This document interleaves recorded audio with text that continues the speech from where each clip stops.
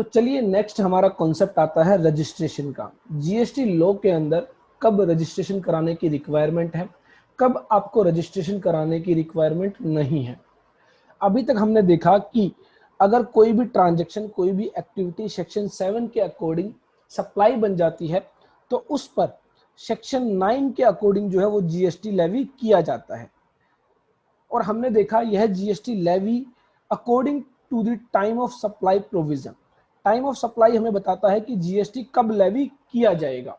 और in case अगर मान लीजिए इन बिटवीन कभी जो है सप्लाई की जा रही है वो बंडल सप्लाई है, एक से ज्यादा सप्लाई है, तो ऐसे में सेक्शन 8 से जो है हमें यह पता चलता है कि कंपोजिट सप्लाई और मिक्स सप्लाई के केस में जो है कौन सा जीएसटी रेट अप्लाई किया जाएगा।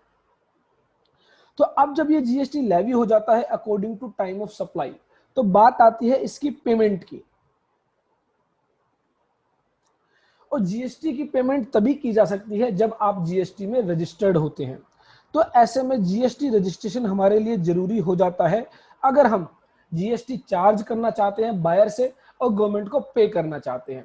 इसके अलावा कुछ केसेस ऐसे होते हैं जहां पर आपको कंपलसरी जीएसटी रजिस्ट्रेशन लेना ही लेना होता है।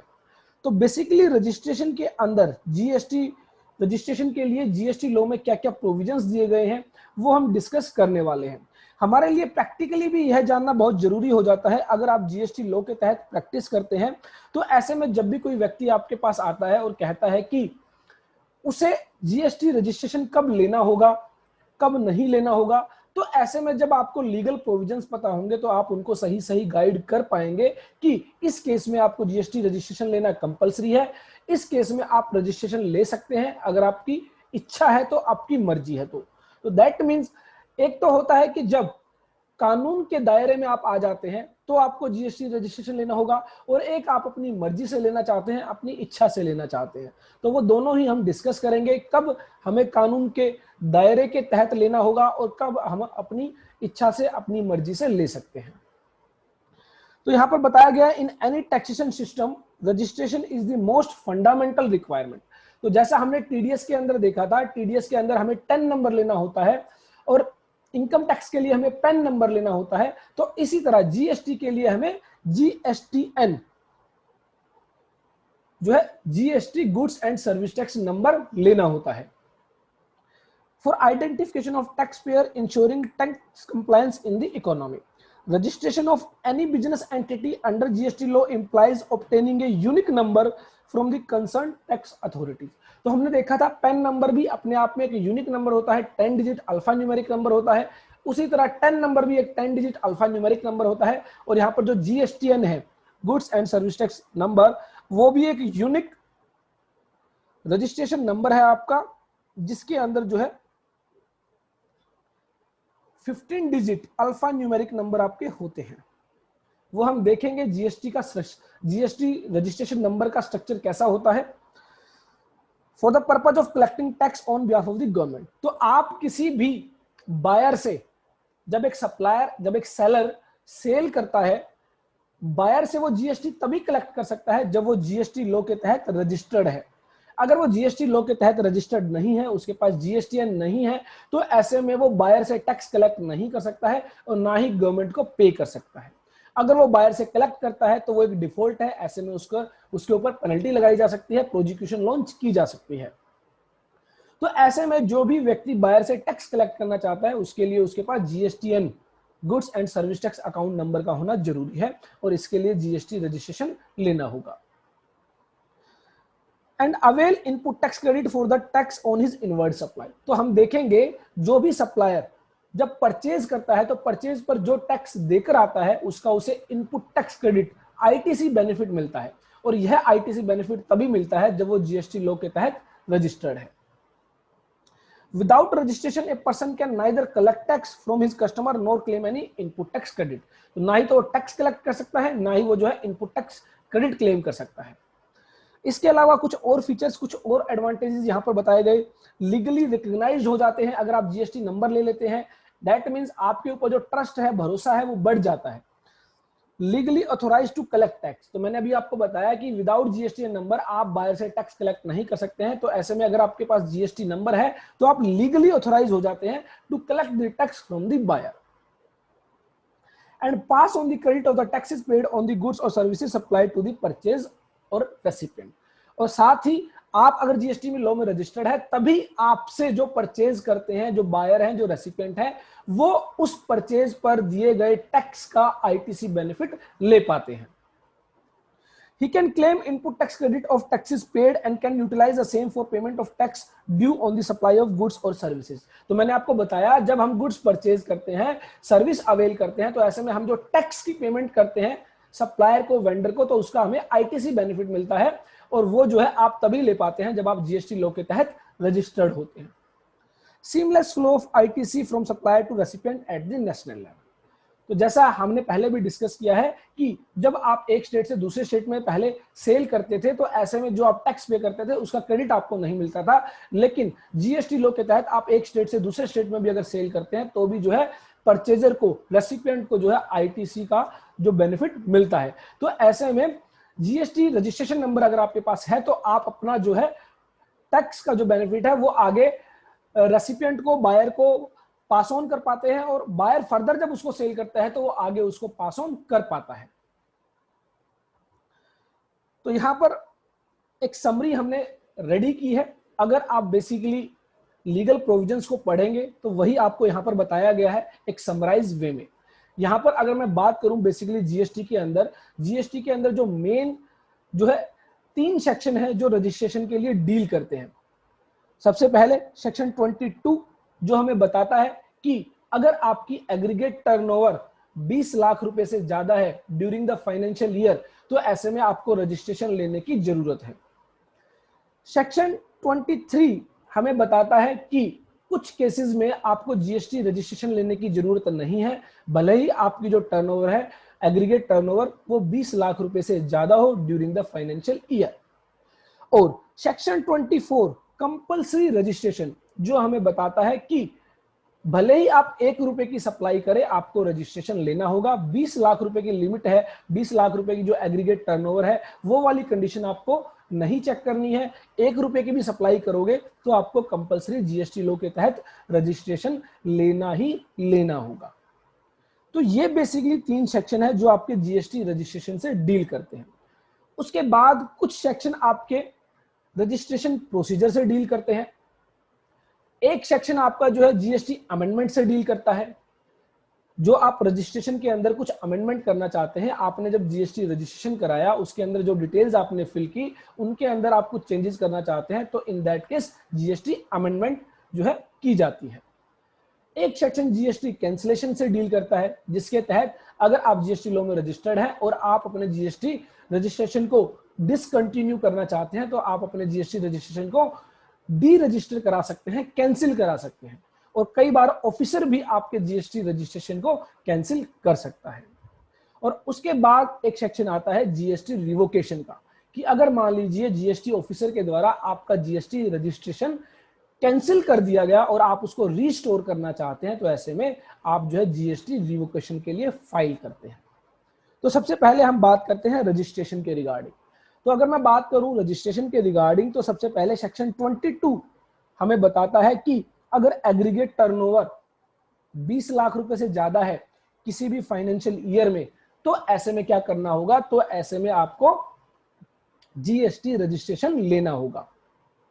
और अगर आप जो सप्लाई करते हैं वो सप्लाई करते हैं स्पेशल कैटेगरी स्टेट्स में, दैट मींस आप रजिस्टर्ड है स्पेशल कैटेगरी स्टेट्स के अंदर, आप जो है सप्लाई कर रहे हैं, आपका जो प्लेस ऑफ बिजनेस है वो है स्पेसिफाइड कैटेगरी स्टेट्स के अंदर, तो ऐसे में आपके लिए जो 20 लाख की जो लिमिट है वो कम करके 10 लाख रुपए कर दी जाती है। तो दैट मींस अगर आप उन स्पेसिफाइड स्टेट्स के अंदर आपका प्रिंसिपल प्लेस ऑफ बिजनेस है और आप वहां से सप्लाई कर रहे हैं और ऐसे में आपकी एग्रीगेट टर्नओवर 10 लाख रुपए को एक्सीड कर जाती है तो ऐसे में क्या करना होगा, आपको जीएसटी रजिस्ट्रेशन लेना होगा। और अगर आपका प्रिंसिपल प्लेस ऑफ बिजनेस जहां से आप सप्लाई करते हैं वो other than special category states में है तो ऐसे में आपको जो लिमिट दी गई वो 20 लाख रुपीस की लिमिट दी गई ड्यूरिंग द फाइनेंशियल ईयर।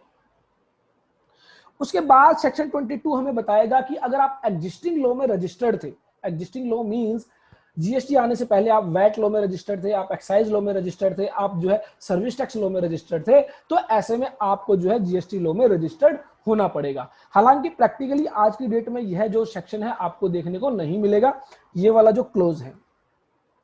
उसके बाद एक हम देखेंगे, अगर आप बिजनेस ट्रांसफर कर देते हैं एज ए गोइंग कंसर्न, तो ऐसे में आपको जो है जीएसटी रजिस्ट्रेशन लेना होगा।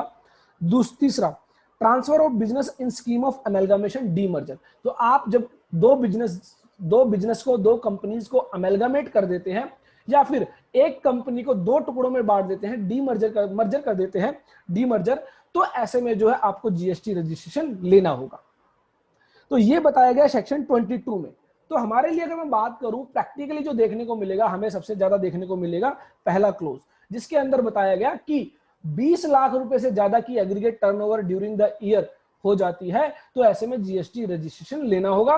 और अगर आप स्पेशल कैटेगरी स्टेट्स में है और वहां पर प्रिंसिपल प्लेस ऑफ बिजनेस है, वहां से आप सप्लाई कर रहे हैं, तो ऐसे में यह जो 20 लाख की लिमिट है, यह 10 लाख रुपए कर दी जाती है। तो चलिए एक बार सेक्शन 22 को हम रीड करते हैं।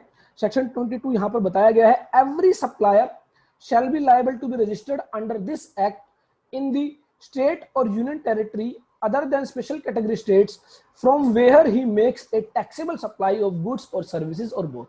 तो जहां से आप टैक्सेबल सप्लाई करते हैं उस स्टेट में आपको जीएसटी रजिस्ट्रेशन लेना होगा। तो मान लीजिए मैं हरियाणा में हूं, हरियाणा से मैं सप्लाई करता हूं, तो मुझे हरियाणा स्टेट रजिस्ट्रेशन लेना होगा। और अगर मान लीजिए मैं दिल्ली में भी दिल्ली में भी मेरा जो है बिजनेस है और दिल्ली से मैं सप्लाई करता हूं, तो ऐसे में मुझे दिल्ली स्टेट में भी अपना रजिस्ट्रेशन लेना होगा। तो दैट मींस यहां पर आपको रजिस्ट्रेशन स्टेट वाइज लेना होगा। अगर आप जिस स्टेट से सप्लाई कर रहे हैं टैक्सेबल सप्लाई, तो ऐसे में उस स्टेट के अंदर आपको जीएसटी रजिस्ट्रेशन लेना होगा। Provided that where such person makes taxable supplies of goods or services or both from any of the special category state, he shall be liable to be registered if his aggregate turnover in a financial year exceed 10 lakh rupees। तो मैंने आपको बताया, अगर special category states से आप taxable supply कर रहे हैं, तो ऐसे में आपको 10 लाख रुपीस की टर्नओवर एक्सीड करने पर जीएसटी रजिस्ट्रेशन लेना होगा। अब बात आई कि स्पेशल कैटेगरी स्टेट्स कौन सी हैं। तो अगर मैं बात करूं तो आज की डेट में जो है आपके 4 जो है स्पेशल कैटेगरी स्टेट्स जो है रह जाते हैं। तो ऐसे में आपको ध्यान रखना है कि जो स्पेशल कैटेगरी स्टेट्स बताए गए आर्टिकल 279A क्लोज 4 क्लोज जी के अंदर, वहां पर इनिशियली जो है 11 स्टेट्स को स्पेशल कैटेगरी स्टेट्स में रखा गया है। तो अगर आप देखेंगे आर्टिकल 279A, जो कि हमने रीड भी किया था, डिस्कस भी किया था, जहां पर बात की गई थी जीएसटी काउंसिल की। तो जीएसटी काउंसिल हमने देखा था क्यों फॉर्म की गई, कैसे फॉर्म की गई, उसका काम क्या है। तो वहां पर आप देखेंगे आर्टिकल 279A में जो क्लोज 4 है, वहां पर सब क्लोज जी के अंदर 11 स्टेट्स ऐसे बताए गए जो स्पेशल कैटेगरी स्टेट्स में आते हैं। लेकिन यहां पर कहा गया कि हम उन 11 स्टेट्स के अंदर 7 स्टेट को स्पेशल कैटेगरी स्टेट नहीं मानेंगे, जिनमें नाम बताया गया आपका जम्मू एंड कश्मीर, आंध्र प्रदेश, आसाम, हिमाचल प्रदेश, मेघालय, सिक्किम और उत्तराखंड। तो अगर मैं बात करूं, आप वहां पर जाकर देखेंगे तो आज की डेट में 4 ही स्टेट्स जो है रजिस्ट्रेशन के लिए स्पेशल कैटेगरी स्टेट्स माने जाते हैं। स्पेशल कैटेगरी स्टेट्स जिसमें अगर मैं बात करूं नागालैंड, मणिपुर, त्रिपुरा और मिजोरम। अगर इन आप 4 स्टेट्स के अंदर टैक्सेबल सप्लाई दे रहे हैं, इन स्टेट से टैक्सेबल सप्लाई दे रहे हैं, तो ऐसे में आपकी एग्रीगेट टर्नओवर जो है 10 लाख रुपए की लिमिट आपको दी जाएगी। 10 लाख से ज्यादा अगर आप सप्लाई करते हैं, तो ऐसे में आपको जीएसटी रजिस्ट्रेशन लेना होगा। इनके अलावा जितने भी स्टेट्स बच जाते हैं, उनके केस में जो है आपको जीएसटी रजिस्ट्रेशन तभी लेना होगा जब आपकी एग्रीगेट टर्नओवर 20 लाख रुपए से ज्यादा होती है। अब यहां पर एक और बात आती है कि एग्रीगेट टर्नओवर क्या है, क्योंकि बार बार यहां पर कहा गया कि एग्रीगेट टर्नओवर अगर 20 लाख रुपए से ज्यादा है तो ही आपको जीएसटी रजिस्ट्रेशन लेना होगा। अभी तक हमने सेक्शन 7 में सप्लाई वर्ड को पढ़ा था और सेक्शन 9 में कहा गया था अगर आप इंट्रास्टेट सप्लाई करते हैं तो सीजीएसटी और एसजीएसटी लगेगा, और इंटरस्टेट सप्लाई करते हैं तो आईजीएसटी लगेगा। तो अब बात आई, जब लिमिट की बात की गई रजिस्ट्रेशन के लिए 10 लाख की या 20 लाख की, तो वहां पर सप्लाई वर्ड यूज नहीं किया गया है, वहां पर वर्ड यूज किया गया एग्रीगेट टर्नओवर। तो अब हमारे लिए एग्रीगेट टर्नओवर वर्ड समझना जरूरी हो जाता है। तो aggregate value of all the taxable supplies, तो यहां पर एग्रीगेट टर्नओवर मींस बताया गया, यहां पर मींस है, दैट मींस एक, यहां पर जो है एग्जॉस्टिव डेफिनेशन है, दैट मींस जितना इसमें कहा गया है उतना ही आपको कंसीडर करना है।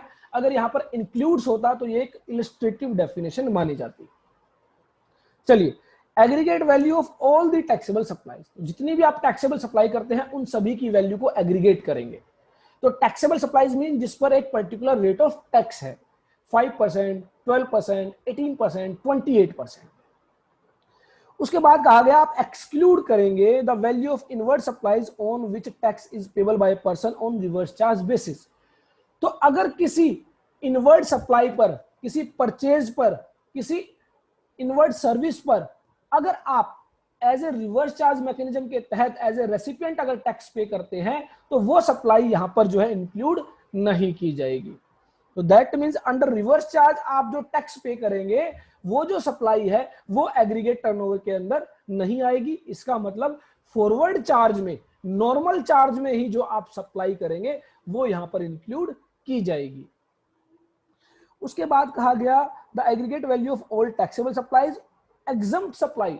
अगर आप कोई ऐसी सप्लाई भी करते हैं जिस पर 0 रेट ऑफ टैक्स है, that means nil rate of tax है, फॉर एग्जाम्पल आटा है, चावल है, दाल है, इन पर जो है टैक्स रेट 0 है, निल है, आज की डेट में इनको एग्जम्प्ट किया गया है, आप इनको टैक्स फ्री कह सकते हैं। तो जो टैक्स फ्री गुड्स की या सर्विसेज की आप सप्लाई करेंगे वो भी एग्रीगेट टर्नओवर के अंदर इंक्लूड की जाएगी। एंड एक्सपोर्ट ऑफ गुड्स और सर्विसेज और बोथ, अगर आप गुड्स का एक्सपोर्ट करते हैं, सर्विसेज का एक्सपोर्ट करते हैं, या फिर गुड्स और सर्विसेज दोनों का एक्सपोर्ट करते हैं, तो वो एक्सपोर्ट वैल्यू भी आपकी एग्रीगेट टर्नओवर का पार्ट बनेगी। Interstate supply of person having the same permanent account number to be computed on all India basis. तो अगर आप इंटरस्टेट सप्लाई करते हैं और आपके पैन नंबर पर एक से ज्यादा जीएसटी रजिस्ट्रेशन नंबर है, तो सभी रजिस्ट्रेशन पर जो इंटरस्टेट सप्लाई की गई वो यहां पर आपकी इंक्लूड की जाएगी। But exclude central tax, state tax, union territory tax, integrated tax and cess. जो आप टैक्स चार्ज करेंगे वो टैक्स एग्रीगेट टर्नओवर का पार्ट नहीं बनेगा। तो ये आपको ध्यान रखना है कि अगर कोई टैक्स है वो आप एक्सक्लूड करेंगे। कौन सा tax? Central tax, state tax, union territory tax, integrated tax and cess. तो इसका सीधा सा मतलब ये है कि आप जो टैक्सेबल सप्लाई करेंगे वो, आप जो एग्जम्प्टेड सप्लाई करेंगे वो, आप जो एक्सपोर्ट करेंगे वो, और आपके एक से ज्यादा रजिस्ट्रेशन है, तो ऑल इंडिया बेसिस पर जितने भी आपके सेम पेन पर रजिस्ट्रेशन है उन सभी की इंटरस्टेट सप्लाई भी इंक्लूड की जाएगी। तो ये आपकी एग्रीगेट टर्नओवर निकल कर आएगी, और ये अगर 20 लाख रुपए से ज्यादा है तो ऐसे में आपको जीएसटी नंबर लेना होगा। अब यहां पर एक वर्ड आता है एग्जम्प्ट सप्लाई। तो एग्जम्प्ट सप्लाई को आपको ध्यान देना है, 3 तरीके से आपको जो है यहां पर एग्जम्प्ट सप्लाई देखने को मिलेगी। नंबर 1 जिस पर क्या है, nil rate of tax, nil rate of tax, that means आटा, दाल, चावल इन पर क्या है, 0 रेट ऑफ टैक्स है। और दूसरा हो सकता है किसी एग्जम्प्ट थ्रू नोटिफिकेशन। तो कुछ सप्लाई ऐसी है जिनको नोटिफिकेशन के जरिए एग्जम्प्ट किया गया है। फॉर एग्जांपल मान लीजिए अगर आप कोई शॉप है, कमर्शियल शॉप है, वो आप जो है किसी को रेंट पर देते हैं, तो ऐसे में उस पर जो जीएसटी चार्ज करते हैं वो आपकी सप्लाई मानी जाती है, टैक्सेबल सप्लाई मानी जाती है।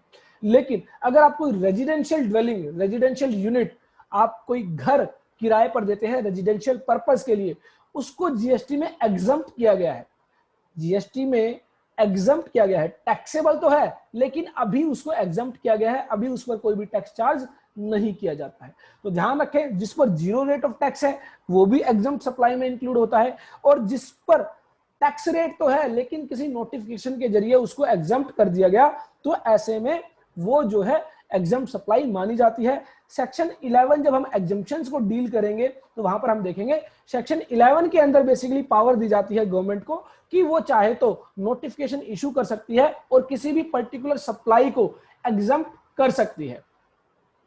उसके बाद आती है non GST supply. Non GST supply means वो सप्लाई जो जीएसटी के दायरे से ही बाहर है, उनको भी एग्जम्प्ट सप्लाई माना गया है। हमने देखा था जब हमने सेक्शन 9 को रीड किया था, सेक्शन 9 में 5 प्रोडक्ट्स बताए गए थे जिन पर जो है कहा गया था जीएसटी अभी नहीं लगाया जाएगा, लेटर ऑन किसी डेट पर लगाया जाएगा with the recommendation of the GST council, जिसमें हमने देखा था petroleum, crude oil, high speed diesel engine, aviation turbine fuel, और साथ ही alcoholic liquor for human consumption को भी जीएसटी के दायरे से बाहर रखा गया था। तो वो आपके जो नॉन जीएसटी प्रोडक्ट है वो भी यहां पर कहा गया कि एग्जम्प्ट सप्लाई माने जाएंगे। तो पेट्रोल है, डीजल है, एविएशन टर्बाइन फ्यूल है, क्रूड ऑयल है, तो ये आपके क्या माने जाएंगे, एग्जम्प्ट सप्लाई। भले ही ये नॉन जीएसटी सप्लाई है, दैट मींस ये जीएसटी के दायरे से बाहर है, जीएसटी के दायरे में आती ही नहीं है, तो वो क्या है, एग्रीगेट टर्नओवर का पार्ट बनेंगी अगर आप उनकी सप्लाई करते हैं।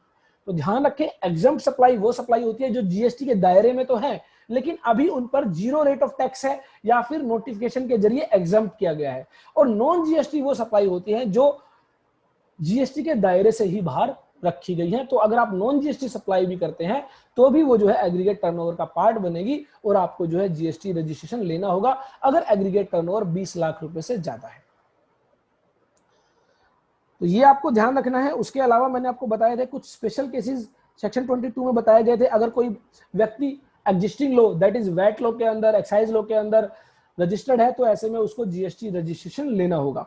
तो यहाँ पर liable for GST registration from appointed date, तो हमने देखा था जब जीएसटी को लाया गया था 1 जुलाई 2017 को अपॉइंटेड डे रखा गया था, तो उस समय पर आपको क्या लेना होगा, जीएसटी रजिस्ट्रेशन लेना था अगर आप वैट लॉ, एक्साइज लॉ या सर्विस टैक्स लॉ के तहत रजिस्टर्ड थे।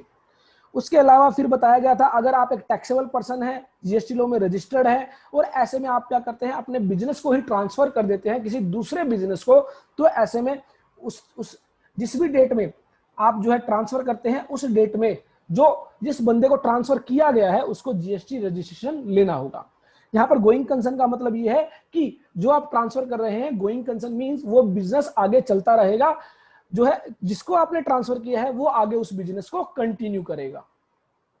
तो where a business carried on by taxable person registered under this act is transferred whether on account of succession और otherwise to another person as a going concern, the transferee or successor as the case may be shall be liable to be registered with effect from the date of such transfer। तो जिस date में transfer किया है उस date में जो transferee है, जिसको ट्रांसफर किया गया है, उसको जीएसटी रजिस्ट्रेशन लेना होगा। उसके अलावा फिर एक और स्पेशल केस रखा गया कि अगर अमेल्गामेशन की वजह से, डीमर्जर की वजह से जो है बिजनेस को notwithstanding anything in subsection 1 and 3 in a case of transfer pursuant to section of a scheme or an arrangement for amalgamation as the case may be demerger of 2 or more companies pursuant to an order of a high court, tribunal or otherwise, the transferee shall be liable to be registered with effect from the date on which the registrar of company issue a certificate of incorporation giving effect to such order of the high court or tribunal। तो अमेल्गामेशन में क्या होता है, basically जब है दो कंपनियां मिलकर एक नई कंपनी बन जाती है तो वो जो नई कंपनी बनकर आएगी उसको जीएसटी रजिस्ट्रेशन लेना कंपलसरी है। तो ये आपको ध्यान रखना है। तो ये तो बेसिकली बताया गया कि 20 लाख रुपए से ज्यादा एग्रीगेट टर्नओवर है तो ऐसे में आपको जीएसटी रजिस्ट्रेशन लेना होगा, और अगर आप स्पेशल कैटेगरी स्टेट्स में आते हैं तो आपको 10 लाख रुपए से ज्यादा आपकी एग्रीगेट टर्नओवर है तो आपको जीएसटी रजिस्ट्रेशन लेना होगा। और हमने देखा एग्रीगेट टर्नओवर के अंदर सभी तरह की सप्लाई इंक्लूड कर दी गई, चाहे वो टैक्सेबल है एज वेल एज एग्जेम्प्टेड है एज वेल एज एक्सपोर्ट है, सभी सप्लाई यहां पर इंक्लूड की गई। तो फॉर एग्जांपल मान लीजिए कि मिस्टर एक्स है और इनका एक पेट्रोल पंप है और ये क्या करते हैं, अपने पेट्रोल पंप से पेट्रोल की सप्लाई करते हैं। अब पेट्रोल पंप की सप्लाई पर क्या है, पेट्रोल पंप की सप्लाई पर यहां पर इनकी 18 लाख रुपए की सेल है पेट्रोल की, और हमने देखा पेट्रोल पर फिलहाल जीएसटी नहीं है, राइट नाउ उस पर वैट और एक्साइज ही चार्ज किया जाता है। और हमने देखा कुछ उसके अलावा ऐसी गुड्स हैं जो जीएसटी के दायरे में आती है। फॉर एग्जांपल आप ऑयल ले सकते हैं, लुब्रिकेंट ऑयल, जो भी ऑयल वगैरह होता है वो जो है जीएसटी के दायरे में है। और मान लीजिए उनकी जो है 2.5 लाख की सेल है, तो ऐसे में सवाल आया कि क्या मिस्टर एक्स को जीएसटी लॉ में रजिस्ट्रेशन लेना होगा। द आंसर इज यस, क्योंकि एग्रीगेट टर्नओवर में कहा गया कि जो नॉन जीएसटी सप्लाई है वो भी इंक्लूड की जाएगी और जो टैक्सेबल सप्लाई है वो भी इंक्लूड की जाएगी। तो दैट मींस यहां पर टोटल एग्रीगेट टर्नओवर हो जाती है 20.5 लाख, दैट मींस 20.5 लाख रुपए, 20,50,000 रुपए। तो ऐसे में यहां पर कहा गया कि जीएसटी रजिस्ट्रेशन लेना होगा। तो ये आपको ध्यान रखना है, एग्रीगेट टर्नओवर के अंदर आप सभी सप्लाई इंक्लूड करेंगे, टैक्सेबल भी, एग्जम्प्टेड भी, एक्सपोर्ट भी। रिवर्स चार्ज मैकेनिज्म के तहत जो आप जीएसटी पे करते हैं वो सप्लाई इंक्लूड नहीं की जाएगी। ये ध्यान रखना है आपको। रिवर्स चार्ज का मतलब है एज ए रेसिपिएंट जब आप सप्लाई रिसीव करते हैं और under reverse charge tax pay करते हैं, वो सप्लाई एक्सक्लूड की गई है, वो सप्लाई इंक्लूड नहीं होगी। लेकिन एज ए सप्लायर अगर आप कोई ऐसी सर्विस देते हैं जो रिवर्स चार्ज मैकेनिज्म के तहत टैक्सेबल है, तो सप्लायर के केस में जिसने सप्लाई दी है वो सप्लाई इंक्लूड की जाएगी। ये आपको ध्यान रखना है, यहां पर कंफ्यूज नहीं होना है। यहां पर बात की गई है इनवर्ड सप्लाई अगर है जो आपने परचेज की है, जो आपने रिसीव की है as a recipient, as a buyer, वो इंक्लूड नहीं की जाएगी। लेकिन अगर आप सेलर हैं, आप सप्लायर हैं और आप कोई ऐसी गुड्स की सेल करते हैं या फिर आप कोई ऐसी सर्विसेज की सप्लाई करते हैं जिस पर रिवर्स चार्ज मैकेनिज्म के तहत बायर को जीएसटी पे करना है, तो सप्लायर जो है, सेलर जो है, उसकी एग्रीगेट टर्नओवर के अंदर ये सप्लाई इंक्लूड की जाएगी। तो ये आपको ध्यान रखना है। उसके बाद यहां पर एक बात आती है कि सर जो ये 20 लाख की लिमिट है इसको इंक्रीज कर दिया गया था और 40 लाख रुपीस की लिमिट बना दिया गया था, दैट मीन 40 लाख रुपए तक जीएसटी का रजिस्ट्रेशन नहीं लेना होगा।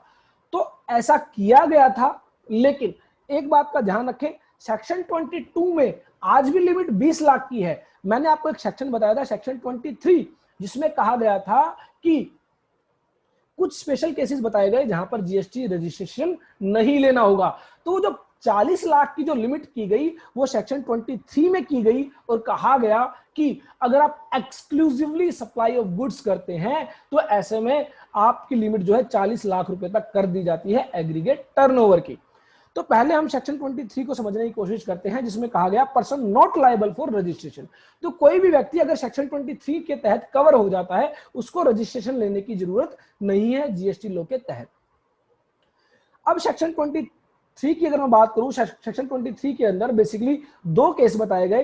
पहले केस में तो स्पेसिफाई कर दिया गया कि इन केसेस में तो आपको रजिस्ट्रेशन लेना ही नहीं है, और दूसरा केस बताया गया कि गवर्नमेंट जो है time to time notification issue कर सकती है कि इन केसेस में रजिस्ट्रेशन नहीं लेना होगा। तो ये तो आपके स्पेसिफिक केस है जो सेक्शन के अंदर ही बता दिए गए, और ये आपके वो केस हैं जो नोटिफिकेशन के जरिए आपको जो है बताए गए हैं। तो अभी तक हम देखेंगे सेक्शन 23 सबसेक्शन 2 के तहत बहुत सारी नोटिफिकेशन इशू की गई। सबसे पहले बात करते हैं हम सेक्शन 23 सबसेक्शन 1 में कहा गया कि अगर कोई व्यक्ति एक्सक्लूसिवली 100% उन गुड्स की या सर्विसेज की सप्लाई करता है जो टैक्स फ्री है, तो उनको रजिस्ट्रेशन लेने की जरूरत नहीं है। इसका मतलब ये कि अगर कोई व्यक्ति ऐसी गुड्स की सप्लाई करता है जिन पर जीएसटी 0 रेट ऑफ टैक्स है या फिर नॉन जीएसटी है, जीएसटी के दायरे में ही नहीं है, तो ऐसे में उनको रजिस्ट्रेशन लेने की जरूरत नहीं है। हाँ, यहां पर कहा गया 100%। अगर आपने 1% भी दूसरी गुड्स की सेल की जो जीएसटी के दायरे के अंदर है, जिन पर जीएसटी रेट ऑफ टैक्स है, तो ऐसे में एग्रीगेट टर्नओवर आपकी चेक की जाएगी और आपको जो है अकॉर्डिंगली जीएसटी रजिस्ट्रेशन लेना होगा। अभी अभी हमने एक एग्जांपल डिस्कस किया था मिस्टर एक्स का। हमने कहा था मिस्टर एक्स का एक पेट्रोल पंप है। तो मान लीजिए मिस्टर एक्स क्या करते हैं, इस पेट्रोल पंप से सिर्फ पेट्रोल सेल करते हैं, वो कोई लुब्रिकेंट ऑयल या अदर ऑयल जो है यूज किया जाता है वो सेल नहीं करते हैं, और मान लीजिए इनकी टर्नओवर है 80 लाख रुपीस। तो ऐसे में इनको रजिस्ट्रेशन लेने की जरूरत नहीं है, बिकॉज इनकी जो सेल है वो 100% वो सेल है जिस पर जीएसटी नहीं है। The following person shall not be liable to registration: any person engaged exclusively in the business of supplying goods or services or both that are not liable to tax or wholly exempt from tax under this act or under the IGST act। तो इसका मतलब exclusively का मतलब 100% ऐसी cell होनी चाहिए, ऐसी supply होनी चाहिए जिस पर जो है या तो टैक्स है ही नहीं, या फिर टैक्स अगर है तो उसको 100% एग्जम्प्ट किया गया है, तो ही जो है आपको जीएसटी रजिस्ट्रेशन लेने की जरूरत नहीं है। और दूसरा एग्जम्प्ट किया गया एग्रीकल्चरिस्ट को, बेसिकली किसान को, to the extent supply of produce out of cultivation of land. तो जो है कल्टीवेशन ऑफ लैंड तक जो है जो प्रोसेस की जाती है वहां तक जो है एक एग्रीकल्चरिस्ट को जीएसटी रजिस्ट्रेशन लेने की जरूरत नहीं है। तो ये आपको ध्यान रखना है कि अगर आप ऐसी गुड्स या ऐसी सर्विसेज की सप्लाई करते हैं जिन पर जीएसटी नहीं है या फिर जीएसटी है तो 100% एग्जम्प्ट किया हुआ है, तो ऐसे में आपको जीएसटी रजिस्ट्रेशन नहीं लेना है। और अगर आप एक एग्रीकल्चरिस्ट है तो भी आपको जीएसटी रजिस्ट्रेशन नहीं लेना है। उसके अलावा सेक्शन 23 सबसेक्शन 2 बताया गया, the government may on the recommendation of the council by notification specify the category of person who may be exempted from obligation of registration under this act. तो section 23 subsection 2 में कहा गया कि कुछ notification time to time government issue कर सकती है जिसमें बताया जाएगा कि इन व्यक्तियों को जीएसटी रजिस्ट्रेशन लेने की जरूरत नहीं है। अब वो कौन कौन से व्यक्ति हैं वो हम एक बार डिस्कस कर लेते हैं। तो अगर मैं बात करूं वो कौन कौन से व्यक्ति हैं जो नोटिफिकेशन के जरिए बताए गए कि इनको जीएसटी रजिस्ट्रेशन लेने की जरूरत नहीं है, उसके साथ साथ अगर हम सेक्शन 24 को रीड करें तो हमें और ज्यादा अच्छे से समझ में आएगा। सेक्शन 24 में बेसिकली वो केसेस बताए गए जहां पर आपको कंपलसरी रजिस्ट्रेशन लेना होगा। तो सेक्शन 24 के तहत कहा गया कि अगर आप ये इन केसेस के अंदर कवर होते हैं तो ऐसे में आपको जो है 20 लाख की लिमिट या 10 लाख की लिमिट नहीं दी जाएगी। आपके केस में 1 रुपए की भी सप्लाई अगर आप करोगे तो जीएसटी रजिस्ट्रेशन लेना होगा। यहां पर 12 केसेस बताए गए जिनके अंदर आपको जीएसटी रजिस्ट्रेशन लेना कंपलसरी है, मैंडेटरी है। दैट मींस कोई लिमिट आपको नहीं मिलेगी, इवन 1 रुपीज की भी सप्लाई करोगे तो जीएसटी रजिस्ट्रेशन लेना होगा। तो यहां पर बताया गया सबसे पहले, notwithstanding anything contained in subsection 1 of section 22। That mean section 22 में हमने देखा था 20 लाख की लिमिट दी गई है, तो उसने कहा कि हम इन केसेस में 20 लाख की लिमिट को अप्लाई नहीं करेंगे। इसका मतलब 1 रुपए की भी सप्लाई करोगे तो जीएसटी रजिस्ट्रेशन लेना होगा। यहां पर बताया गया, person making any interstate taxable supply.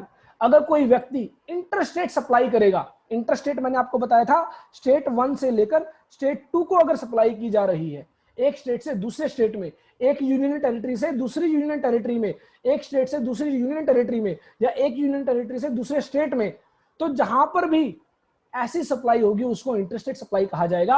और अगर आप इंटरस्टेट सप्लाई करते हो तो ऐसे में जीएसटी रजिस्ट्रेशन लेना कंपलसरी है, मैंडेटरी है। कोई 20 लाख की लिमिट आपको नहीं दी जाएगी।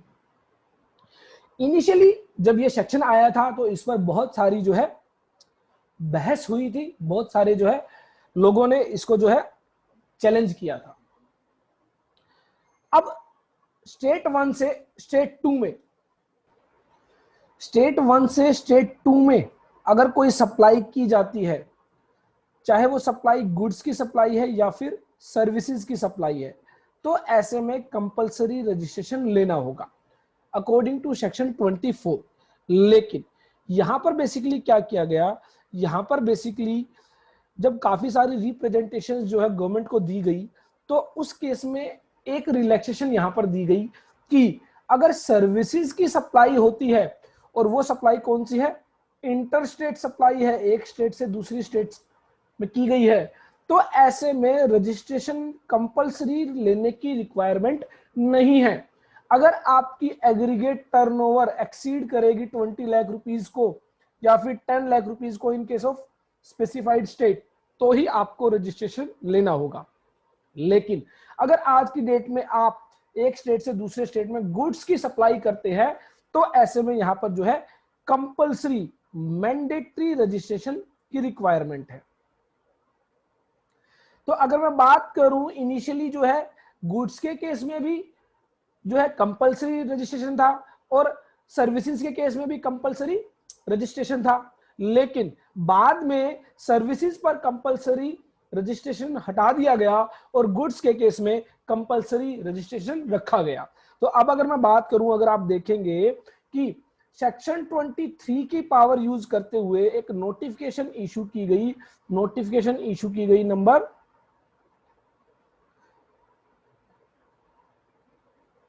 65/2017, जिसमें बताया गया कि in the exercise of the power conferred by section 23 subsection 2, जिसमें कहा गया था कि गवर्नमेंट जो है time to time notification issue कर सकती है अगर वो किसी पर्टिकुलर क्लास ऑफ पर्सन को जो है रजिस्ट्रेशन से एग्जम्प्ट करना चाहती है।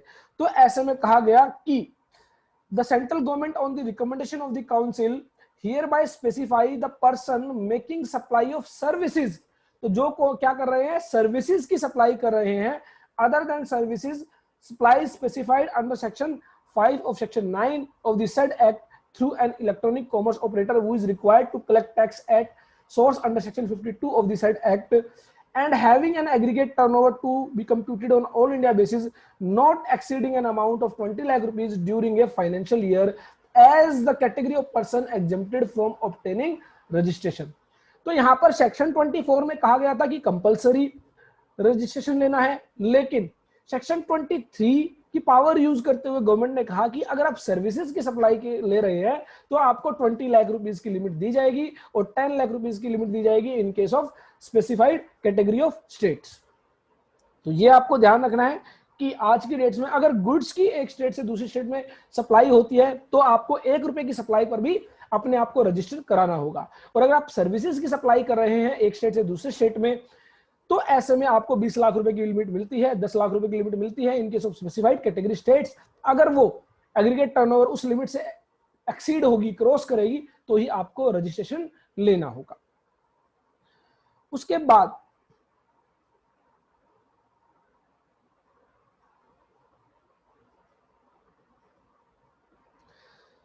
बाद यहां पर एक और नोटिफिकेशन इशू की गई, नोटिफिकेशन नंबर 10/2019, और ये भी आप देखेंगे सेक्शन 23 की पावर यूज करने के लिए जो है वो नोटिफिकेशन इशू की गई। दैट मींस सेक्शन 22 के अंदर कोई बदलाव नहीं किया गया, सेक्शन 23 की पावर यूज करते हुए कहा गया कि जिनकी भी टर्नओवर 40 लाख रुपए तक है इन case of supply of goods, वो जो है रजिस्ट्रेशन की लिमिट जो है 40 लाख कर दी जाती है।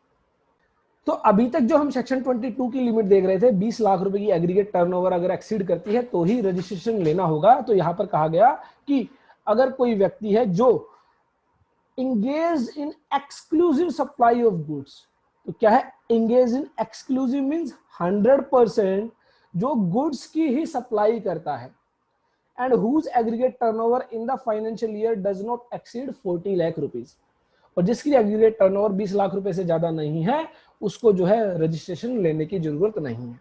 अब एक बात का आपको ध्यान रखना है कि अगर यहां पर इंट्रा स्टेट सप्लाई है, एक स्टेट से दूसरे स्टेट के अंदर सप्लाई नहीं की गई है, एक स्टेट के अंदर ही सप्लाई की गई है, तो ऐसे में 40 लाख की लिमिट आपको दी गई है अगर आप सिर्फ और सिर्फ गुड्स की सप्लाई करते हैं। अगर आप एक स्टेट से दूसरे स्टेट में सप्लाई करेंगे गुड्स की तो आपको 1 रुपए की भी लिमिट नहीं दी गई है, आप जितनी भी सप्लाई करेंगे आपको पहले रजिस्ट्रेशन लेना होगा और फिर आप सप्लाई करेंगे। तो ध्यान रखें कि 20 लाख की लिमिट दी गई थी वो सभी के लिए दी गई, और फिर कहा गया कि अगर इंटरस्टेट सप्लाई करोगे तो रजिस्ट्रेशन लेना होगा। फिर कहा गया कि सर्विसेज के केस में इंटरस्टेट सप्लाई एक स्टेट से दूसरे स्टेट के अंदर करोगे तो है आपको कंपलसरी रजिस्ट्रेशन लेने की जरूरत नहीं है। हाँ, अगर गुड्स की सप्लाई करोगे एक स्टेट से दूसरे स्टेट में तो आपको 1 रुपए की सप्लाई पर भी रजिस्ट्रेशन लेना होगा। तो इसका मतलब ये जो 40 लाख की लिमिट भी बढ़ाई गई ये सिर्फ इंट्रा स्टेट के लिए बढ़ाई गई। आप एक स्टेट के अंदर ही अगर सप्लाई करेंगे तो ही आपको 40 लाख की लिमिट मिलेगी इन केस ऑफ गुड्स, पर इन केस ऑफ सर्विसेज आपको 40 लाख की लिमिट नहीं दी जाएगी। इन केस ऑफ सर्विसेज आपको 20 लाख की ही लिमिट दी जाएगी, और अगर आप स्पेशल कैटेगरी स्टेट्स में हैं तो वो आपको 10 लाख रुपीस की ही लिमिट दी जाएगी। तो ये आपको ध्यान रखना है। दूसरा कहा गया कि कुछ गुड्स बताई गई, इन गुड्स में आप ट्रेड नहीं करेंगे, अगर आप इनकी ट्रेडिंग करते हैं तो ये 40 लाख की लिमिट आपको नहीं दी जाती। तो यहां पर बताया गया आइसक्रीम एंड अदर एडिबलाइज, पान मसाला और tobacco and manufactured tobacco substitutes. तो इन आइटम्स की, इन गुड्स की अगर आप सेल करेंगे, सप्लाई करेंगे, तो आपको जो है 40 लाख की लिमिट नहीं दी जाएगी। तो इसका मतलब इन केसेस में 20 लाख की ही लिमिट जो है एप्लीकेबल होगी। और अगर आप स्पेशल कैटेगरी स्टेट्स के अंदर है तो 10 लाख की लिमिट एप्लीकेबल होगी। तीसरा बताया गया कि person engaged in making intrastate supply in the state of Arunachal Pradesh, Manipur, Meghalaya, Mizoram, Nagaland, Puducherry, Sikkim, Telangana, Tripura, Uttarakhand, अगर आप इन स्टेट्स के अंदर सप्लाई करते हैं, इन स्टेट्स में आपकी जो है टैक्सेबल सप्लाई होती है, आप जो है आपका जो प्लेस ऑफ बिजनेस है वो इन स्टेट्स के अंदर है और वहां से आप टैक्सेबल सप्लाई कर रहे हैं, तो आपको 40 लाख की लिमिट नहीं दी जाएगी। तो इस केस में क्या होगा, इस केस में आपको 20 लाख, 10 लाख वो अकॉर्डिंगली लिमिट आपको दी जाएगी, वो आपको चेक करना होगा। तो अगर मैं बात करूं इन स्टेट्स के अंदर, आप देख पा रहे हैं मणिपुर, नागालैंड, त्रिपुरा और मिजोरम, ये 4 स्टेट्स ऐसे स्टेट्स हैं जिसमें 10 लाख की लिमिट लगेगी। बाकी जितने भी स्टेट्स बच जाते हैं उनमें 20 लाख की लिमिट लगेगी। तो ये आपको ध्यान रखना है, 40 लाख की लिमिट अगर आप इन स्टेट्स के अंदर जो है आपका प्लेस ऑफ बिजनेस है और वहां से आप सप्लाई कर रहे हैं तो 40 लाख की लिमिट आपको नहीं दी जाएगी। उसके अलावा कहा गया कि person exercise option under section 25 subsection 3, अगर कोई बंदा वॉलेंट्री रजिस्ट्रेशन लेना चाहता है, उसकी सप्लाई 5 लाख की है लेकिन वो रजिस्ट्रेशन लेना चाहता है, तो भी 40 लाख की लिमिट एप्लीकेबल नहीं होगी। इसका सीधा सा मतलब ये है कि बाई चांस मान लीजिए कोई बंदा ऐसा है वो रजिस्ट्रेशन कराना ही चाहता है, वो कहता है कि मैं रजिस्ट्रेशन कराना चाहता हूं, इसमें किसी को क्या प्रॉब्लम है, तो आप कराइए, आपके लिए 40 लाख की लिमिट नहीं है, जो कराना चाहता है वो करा सकता है। और इसके अलावा मान लीजिए ऐसा भी हो सकता है कि जिसने ऑलरेडी रजिस्ट्रेशन करा रखा था और 40 लाख की लिमिट की नोटिफिकेशन आ गई, उसके बाद दोनों ऑप्शन उसको दिए गए, अगर वो अपने आप को डी रजिस्टर कराना चाहता है, वो देखता है कि मेरी जो सप्लाई है वो 40 लाख से ज्यादा होगी ही नहीं कभी, और मैं एक्सक्लूसिवली गुड्स में ही डील करता हूं, गुड्स की सप्लाई करता हूं, तो मैं क्या करता हूं, अपने आप को डी रजिस्टर करा लेता हूं और जीएसटी की कंप्लायंस से फ्री हो जाता हूं, तो वो कर सकता है। और अगर मान लीजिए वो कंटिन्यू करना चाहता है अपने रजिस्ट्रेशन को, वो सोचता है कि मेरी जो सेल है हो सकता है 40 लाख से ऊपर हो जाएगी इस साल में, या फिर हो सकता है ना भी हो, लेकिन जब जो चीज चल रही है उसको चलने देता हूं और अपना जो है रजिस्ट्रेशन कैंसिल नहीं कराता हूं, तो ऐसे में वो कंटिन्यू भी रख सकता है। तो ये बेसिकली इस नोटिफिकेशन के अंदर बताया गया। तो इसका सीधा सा मतलब ये है कि अगर आपके पास कोई जीएसटी रजिस्ट्रेशन के लिए आता है, तो सीधा सा मतलब ये है कि अगर वो स्पेसिफाइड कैटेगरी स्टेट्स में है, टैक्सेबल सप्लाई कर रहा है, तो 10 लाख से जैसे ही एग्रीगेट टर्नओवर उसकी एक्सीड करेगी उसको रजिस्ट्रेशन लेना होगा। अगर वो स्पेशल कैटेगरी स्टेट्स के अलावा कहीं और पर जो है टैक्सेबल सप्लाई कर रहा है, प्लेस ऑफ बिजनेस उसका किसी और स्टेट में है, तो ऐसे में 20 लाख रुपीस की जो उसको लिमिट दी गई, और अगर उसकी एग्रीगेट टर्नओवर 20 लाख रुपीस को एक्सीड करेगी तो ही उसको रजिस्ट्रेशन लेना होगा। और अगर मान लीजिए वो एक्सक्लूसिवली गुड्स की ही सप्लाई करता है, कोई सर्विसेज की सप्लाई नहीं करता है और कंडीशंस को पूरी करता है जो नोटिफिकेशन नंबर 10/2019 में दी गई, बेसिकली जिसमें कहा गया कि जो है कंपलसरी रजिस्ट्रेशन सेक्शन 24 के तहत नहीं आता है। दूसरा बताया गया कि कुछ नोटिफाइड गुड्स है उनकी सप्लाई नहीं करता है। तीसरा बताया गया कि कुछ नोटिफाइड स्टेट्स हैं उनके अंदर कवर नहीं होता है। चौथा बताया गया कि वो वॉलंटरी रजिस्ट्रेशन लेना चाहता है या फिर अपने रजिस्ट्रेशन को कंटिन्यू करना चाहता है, तो ऐसे में जो है 40 लाख की लिमिट एप्लीकेबल नहीं होगी, अदरवाइज आप 40 लाख की लिमिट ले सकते हैं। और अगर आप सर्विसेज की सप्लाई करते हैं तो ऐसे में एक स्टेट से दूसरे स्टेट में भी आप सप्लाई कर सकते हैं up to 20 lakh aggregate turnover, और in case of special category states 10 lakh aggregate turnover. तो ये बेसिकली बताया गया। उसके बाद हम देखते हैं और कौन कौन से व्यक्ति हैं जिनको कंपलसरी रजिस्ट्रेशन लेना होगा। Casual taxable person making taxable supply. तो एक कैजुअल टैक्सेबल पर्सन का कॉन्सेप्ट रखा गया जीएसटी लॉ के तहत। अगर आप कैजुअल टैक्सेबल पर्सन के तौर पर अपने आप को रजिस्टर कराना चाहते हैं तो ऐसे में आपके लिए जो है रजिस्ट्रेशन कंपलसरी है। कैजुअल टैक्सेबल पर्सन का मतलब यह है कि कुछ शॉर्ट पीरियड के लिए वो अपने आप को रजिस्ट्रेशन कराना चाहता है, कुछ शॉर्ट पीरियड के लिए वो सप्लाई करता है और उसके बाद वो अपना जो उसका रजिस्ट्रेशन है वो खत्म हो जाता है। तो ऐसे में सीटीपी कैजुअल टैक्सेबल पर्सन के लिए जो है रजिस्ट्रेशन कंपलसरी है। कैजुअल टैक्सेबल पर्सन का जो एक एग्जांपल आप देखने को मिल सकता है, जैसे आप बहुत बार देखते हैं कि ट्रेड फेयर है, कुछ बुक फेयर है, जहां पर क्या होता है अलग अलग स्टेट से अलग अलग व्यक्ति आते हैं और वहां पर वो अपनी स्टॉल लगाते हैं और वहां पर अपनी टैक्सेबल सप्लाई करते हैं। और ऐसे में उनके लिए जो है एक स्टेट से दूसरे स्टेट में सप्लाई होने की वजह से कंपलसरी रजिस्ट्रेशन की रिक्वायरमेंट आ जाती है। लेकिन उनका कहना है कि वो बहुत छोटे पीरियड के लिए, बहुत कम समय के लिए वो जो है वहां पर रहते हैं और उसके बाद वापस अपने मेन बिजनेस प्लेस पर चले जाते हैं। तो ऐसे में उनको कहा गया कि आप जो है अपने आप को as a casual taxable person register करा सकते हैं और छोटे पीरियड के लिए आपको रजिस्ट्रेशन दिया जाएगा, उसके बाद आपका जो है रजिस्ट्रेशन खत्म हो जाता है। तो ऐसे में अगर कैजुअल टैक्सेबल पर्सन के तौर पर आप सप्लाई करना चाहते हैं कोई भी, तो आपको जो है कैजुअल टैक्सेबल पर्सन के तौर पर अपने आप को रजिस्टर कराना होगा। उसके बाद नेक्स्ट बताया गया person who are required to pay tax under reverse charge. तो बेसिकली अगर किसी व्यक्ति को रिवर्स चार्ज मैकेनिज्म के तहत टैक्स पे करने की जरूरत है तो ऐसे में उसको कंपलसरी रजिस्ट्रेशन लेना होगा। हमने देखा था सेक्शन 9 को जब हमने रीड किया था तो section 9 section 3, section 9 section 4, section 9 section 5 इनके तहत बेसिकली कुछ ऐसी बातें की गई थी जो रेसिपिएंट है वो जो है टैक्स पे करेगा। तो ऐसे में कहा गया एज ए रेसिपिएंट अगर अंडर रिवर्स चार्ज मैकेनिज्म आपको जीएसटी पे करने की जरूरत है तो ऐसे में आप जो है कंपलसरी अपना रजिस्ट्रेशन कराएंगे। उसके बाद बताया गया person who are required to pay tax under section 5 और सेक्शन 9। सेक्शन 9 सेक्शन 5 के तहत बताया गया कि अगर कोई व्यक्ति है तो ऐसे में उसको जो है अपना कंपलसरी रजिस्ट्रेशन लेना होगा। सेक्शन 9 सेक्शन 5 की अगर मैं बात करूं तो बेसिकली क्या कहा गया था कि इन केस ऑफ सर्विसेज के केस में कुछ ई कॉमर्स ऑपरेटर्स क्या करते हैं, जो सप्लायर होता है वो अनऑर्गेनाइज्ड सेक्टर है और वो क्या करता है सप्लाई देता है अपने कस्टमर को और कस्टमर भी अनऑर्गेनाइज्ड सेक्टर से है। तो ऐसे में कहा गया ना तो सप्लायर से जीएसटी लिया जाएगा ना ही कस्टमर से जीएसटी लिया जाएगा। ये जो ई कॉमर्स ऑपरेटर है जिसके जरिए ये जो सारी ट्रांजैक्शन सारी एक्टिविटी सप्लाई जो है परफॉर्म की जा रही है, इस ईसीओ से जीएसटी चार्ज किया जाएगा रिलेटिंग टू दैट सप्लाई। ये जो सप्लायर के द्वारा सप्लाई दी गई, फॉर एग्जांपल अगर मैं बात करूं ओला उबर की, तो ओला के केस में आप देखते हैं कि जो कैब ओनर होता है, जो कैब चलाता है, और जो कस्टमर होता है, पैसेंजर होता है, कैब ड्राइवर जो है पैसेंजर को अपनी सप्लाई देता है, सर्विस देता है, और ऐसे में जो कैब ड्राइवर होता है वो सप्लायर से कस्टमर से कोई भी जीएसटी चार्ज नहीं करता है। जो ई कॉमर्स ऑपरेटर है वो इस सप्लाई पर जीएसटी पे करने के लिए लायबल होता है।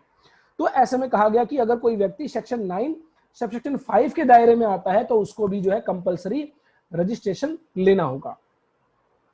उसके अलावा कहा गया कि किसी व्यक्ति को सेक्शन 51 के अकॉर्डिंग टीडीएस डिडक्ट करने की लायबिलिटी है तो ऐसे में उसको कंपलसरी रजिस्ट्रेशन लेना होगा। तो सेक्शन 51 में हम देखेंगे कुछ केसेस में कुछ व्यक्तियों को टीडीएस डिडक्ट करने की लायबिलिटी है, टीसीएस कलेक्ट करने की लायबिलिटी है। तो ऐसे में यहां पर कहा गया कि उनको कंपलसरी रजिस्ट्रेशन लेना होगा। उसके अलावा कहा गया कि person who make taxable supply और services on behalf of other taxable person. तो अगर किसी दूसरे टैक्सेबल पर्सन के बिहाफ पर कोई सप्लाई की जा रही है, फॉर मान लीजिए एक प्रिंसिपल है और उसका एक एजेंट है, तो प्रिंसिपल जो है वो जीएसटी लॉ में रजिस्टर्ड है, तो ऐसे में एजेंट को भी क्या करना होगा, जीएसटी लॉ में अपना रजिस्ट्रेशन लेना होगा। उसके अलावा input service distributor ISD, basically क्या होता है, इनपुट सर्विस डिस्ट्रीब्यूटर क्या होता है, इनपुट टैक्स क्रेडिट आईटीसी को डिस्ट्रीब्यूट करने के लिए अपने, मान लीजिए एक हेड ऑफिस है और उसकी कुछ ब्रांचेस हैं, और हेड ऑफिस के नाम पर जितने भी इनवॉइसेस आते हैं उनका इनपुट वो अपनी ब्रांचेस को डिस्ट्रीब्यूट करना चाहता है, तो ऐसे में उसको as a ISD input service distributor अपने आप को रजिस्टर कराना होगा। उसके अलावा बताया गया कि सेक्शन 52 के तहत जो पर्सन हु सप्लाई गुड्स और services both other than supply specified under section 9 section 5 through such ECO electronic commerce operator who is required to collect tax under section 52। तो अगर कोई व्यक्ति किसी ऐसे ई कॉमर्स ऑपरेटर की जरिए अपनी गुड्स की सप्लाई कर रहा है कि जहां पर ई कॉमर्स ऑपरेटर को सेक्शन 52 के तहत टीसीएस कलेक्ट करने की रिक्वायरमेंट है, तो ऐसे में ये जो सप्लायर होगा इसको जो है कंपलसरी रजिस्ट्रेशन लेना होगा। फॉर एग्जांपल मान लीजिए ये है आपका अमेज़न, जो कि क्या है ई कॉमर्स ऑपरेटर, और यहां पर एक सप्लायर है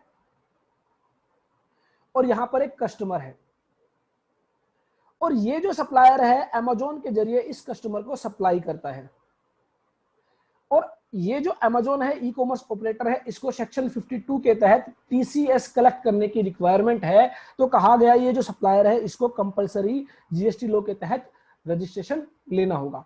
साथ ही ये जो ईसीओ है ई कॉमर्स ऑपरेटर है इसको भी कंपलसरी जीएसटी रजिस्ट्रेशन लेना होगा। तो वो ईसीओ जिसको टीसीएस कलेक्ट करने की रिक्वायरमेंट है उसको कंपलसरी रजिस्ट्रेशन लेना होगा। तो यहां पर नेक्स्ट बताया गया, every ECO who is required to collect tax under section 52 shall be required to get his registered. तो उसको क्या है रजिस्टर होना पड़ेगा। Every person supplying online information and database access retrieval services. तो कोई भी व्यक्ति अगर OIDAR online information database access retrieval services अगर प्रोवाइड करता है from a place outside India to a person in India, outside India से इंडिया में किसी व्यक्ति को OIDAR की सर्विस दी जा रही है, तो ऐसे में उस व्यक्ति को जो यह सर्विसेज दे रहा है उसको अपने आप को जीएसटी लॉ के तहत रजिस्टर कराना होगा। Such other person or class of person as may be notified by the government on the recommendation of the council। तो हो सकता है गवर्नमेंट जो है काउंसिल जो है टाइम टू टाइम रिकमेंड करे कि इन व्यक्तियों को जो है कंपलसरी रजिस्ट्रेशन लेना होगा। तो सेक्शन 24 के अंदर बेसिकली वो व्यक्ति आ जाते हैं जिनको कंपलसरी रजिस्ट्रेशन लेना होगा। उसके बाद यहां पर हम एक बार देख लेते हैं कौन कौन से ऐसे व्यक्ति हैं जिनको रजिस्ट्रेशन लेने की जरूरत नहीं है। सेक्शन 23 के तहत जो है नोटिफिकेशन इशू की गई। तो यहां पर एक नोटिफिकेशन इशू की गई, नोटिफिकेशन नंबर 5/2017। तो हमने देखा मान लीजिए कोई सप्लायर है और कोई रेसिपिएंट है, और यह जो सप्लाई करता है, चाहे वो गुड्स की सप्लाई है चाहे वो सर्विसेज की सप्लाई है, और उस पर as a recipient under reverse charge mechanism RCM के तहत जो है रेसिपिएंट को टैक्स पे करने की लायबिलिटी है, सप्लायर को टैक्स पे करने की लायबिलिटी नहीं है। तो ऐसे में कहा गया कि अगर कोई ऐसा सप्लायर है जो 100% ऐसी सप्लाई करता है जिन पर रेसिपिएंट को टैक्स पे करना है अंडर रिवर्स चार्ज, तो ऐसे में इस सप्लायर को जीएसटी रजिस्ट्रेशन लेने की जरूरत नहीं है, और इस रेसिपिएंट को सेक्शन 24 के अंदर कंपलसरी रजिस्ट्रेशन लेना होगा। तो यहां पर कहा गया कि in exercise of the power conferred by section 23 of the CGST act the central government hereby specify the person who are only engaged in making supply of taxable goods or services or both, the total tax on which is liable to be paid on reverse charge basis by the recipient of such goods or service both under section 9 subsection 3 as the category of person exempted from obtaining registration। तो कोई भी ऐसा व्यक्ति जो ऐसी supply कर रहा है जिस पर जो है आरसीएम के तहत रेसिपिएंट को टैक्स पे करना है, तो इस सप्लायर को जीएसटी नंबर लेने की जरूरत नहीं है। तो सेक्शन 23 के अंदर ये नोटिफिकेशन इशू की गई थी। उसके बाद इशू की गई सेक्शन 23 के पावर को यूज करते हुए नोटिफिकेशन नंबर 32/2017, जिसमें कहा गया कि अगर कोई व्यक्ति as a casual taxable person, अभी हमने थोड़ा सा डिस्कस किया था कैजुअल टैक्सेबल पर्सन कौन होता है, तो अगर कोई कैजुअल टैक्सेबल पर्सन क्या करता है, हैंडीक्राफ्ट गुड्स, हैंडमेड गुड्स की सप्लाई करता है जो कि क्या है नोटिफाइड, जो कि नोटिफाई की गई है यहां पर, तो ऐसे केस में जो है रजिस्ट्रेशन लेने की जरूरत नहीं है। तो हमने देखा था कैजुअल टैक्सेबल पर्सन के केस में कंपलसरी रजिस्ट्रेशन लेना होता है, लेकिन कहा गया कि कोई कैजुअल टैक्सेबल पर्सन ऐसा पर्सन है जो सिर्फ हैंडीक्राफ्ट गुड्स, हैंडमेड गुड्स की सप्लाई करता है, तो ऐसे में अगर वो हैंडमेड गुड्स नोटिफाई की गई हैं, उन गुड्स के अंदर आती है, तो उसको रजिस्ट्रेशन लेना नहीं होगा। तो ये आपको ध्यान रखना है, कैजुअल टैक्सेबल पर्सन के केस में कंपलसरी रजिस्ट्रेशन लेना होता है, लेकिन अगर हैंडीमेड गुड्स की सप्लाई की जा रही है, हैंडमेड गुड्स की, तो ऐसे केस में सीटीपी कैजुअल टैक्सेबल पर्सन को रजिस्ट्रेशन लेने की जरूरत नहीं है। तो चलिए यहां पर हमारा सेक्शन 22, 23 और 24 कंप्लीट हो जाता है, लेकिन यहाँ पर एक छोटी सी बात जो आपके साथ डिस्कस करनी है कि हमने डिस्कस किया कि एग्रीगेट टर्नओवर के केस में जो है, जो हमें एग्रीगेट टर्नओवर कैलकुलेट करनी होती है वो ऑल इंडिया बेसिस पर कैलकुलेट करनी होती है। अगर इंडिया के अंदर हमारी एक से ज्यादा जो है, हम जो है एक से ज्यादा जो है सेम पैन पर रजिस्टर्ड है, तो ऐसे में सभी रजिस्ट्रेशन पर की गई सप्लाई को इंक्लूड किया जाता है। उसके अलावा यहाँ पर एक बात का और ध्यान रखना है कि हमने देखा taxable supply as well as exempted supply और एज वेल एज एक्सपोर्ट। और एग्जम्प्टेड सप्लाई में भी हमने देखा जो जीरो या फिर नील रेटेड है, जीरो नहीं आप नील रेटेड कह सकते हैं इसको, और जो नॉन जीएसटी सप्लाई है वो भी यहां पर इंक्लूड की जाती है to check for aggregate turnover calculation. लेकिन अगर मान लीजिए कोई ऐसी एक्टिविटी है जो सप्लाई ही नहीं है, ना तो वो टैक्सेबल सप्लाई है, ना वो नील रेटेड सप्लाई है, ना वो नॉन जीएसटी सप्लाई है, तो ऐसे में वो एग्रीगेट टर्नओवर में इंक्लूड नहीं की जाएगी। जैसा कि हमने देखा था शेड्यूल 3 के अंदर बताया गया था कि कुछ एक्टिविटी ऐसी एक्टिविटी होंगी जिनको ना तो गुड्स की सप्लाई माना जाएगा ना ही सर्विसेज की सप्लाई माना जाएगा। तो ऐसे में वो जो सप्लाई है अगर वो की जाती है तो वो आपकी एग्रीगेट टर्नओवर का पार्ट नहीं बनेगी। फॉर एग्जांपल मान लीजिए मैंने कोई सेल ऑफ लैंड की है, कोई मैंने लैंड सेल की है और शेड्यूल 3 के अकॉर्डिंग सेल ऑफ लैंड जो है ना तो गुड्स की सप्लाई है ना ही सर्विसेज की सप्लाई है, तो ऐसे में वो जो है वो एक सप्लाई ही नहीं है अकॉर्डिंग टू जीएसटी लॉ। तो ऐसे में वो एग्रीगेट टर्नओवर का पार्ट नहीं बनेगी। उसके बाद सेक्शन 25 के अंदर बेसिकली बताया गया प्रोसीजर कि आप किस तरह जीएसटी रजिस्ट्रेशन के लिए अप्लाई करेंगे। सेक्शन 25 में जो है प्रोसीजर फॉर रजिस्ट्रेशन बताया गया, जिसके साथ हमें जो रीड करने होते हैं रूल 8, रूल 9 और रूल 10। तो यहां पर कहा गया कि every person shall have a permanent account number. तो रजिस्ट्रेशन लेने के लिए सबसे जरूरी है आपके पास परमानेंट अकाउंट नंबर का होना जरूरी है। उसके अलावा बताया गया कि अगर कोई व्यक्ति जिसको टीडीएस डिडक्ट करने की रिक्वायरमेंट है अंडर जीएसटी लॉ, जिसको टीसीएस कलेक्ट करने की रिक्वायरमेंट है अंडर टीसीएस लॉ, तो ऐसे केस में परमानेंट अकाउंट नंबर की जगह जो उसका tax deduction and collection account number है दैट इज 10, वो जो है यूज किया जा सकता है। उसके बाद बताया गया कि